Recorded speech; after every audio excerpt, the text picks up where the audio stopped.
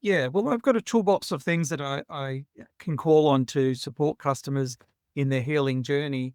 And ultimately, we're talking about healing emotional wounds, and that's the big internal work.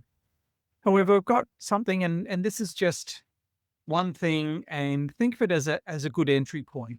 And I call it the safe limits check, and limits boundaries.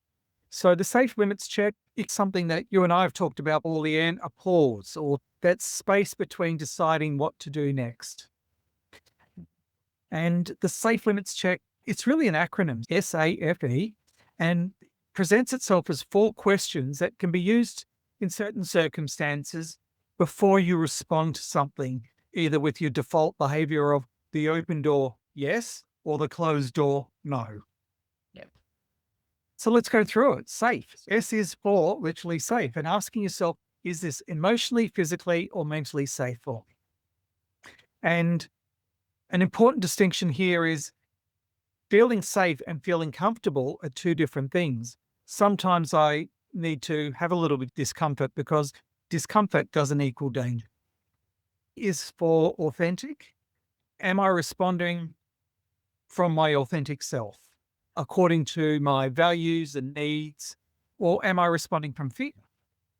So it's a good checkpoint, if you like. The fear of abandonment for the people pleaser and the fear of being hurt or controlled for the people preventer. So it's getting back, what does my authentic self need?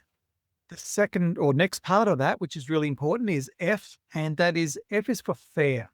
So is it fair to both me and the other person or people? And healthy boundaries need to account for all and have some compassion sometimes for the other party in a relationship. So they're not about me just having my own self-protection. I need to consider others and whether it's fair.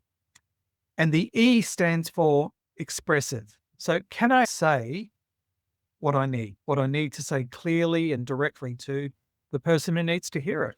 Or am I falling back into a default pattern of my silence or compliance or shutdown? So how do I express myself and my needs?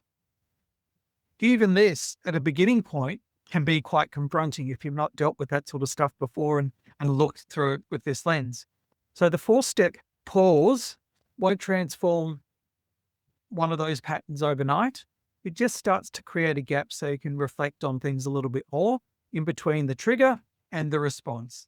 And in that gap, you get to choose something different maybe and see what's available to you. And through that, there could be some healing.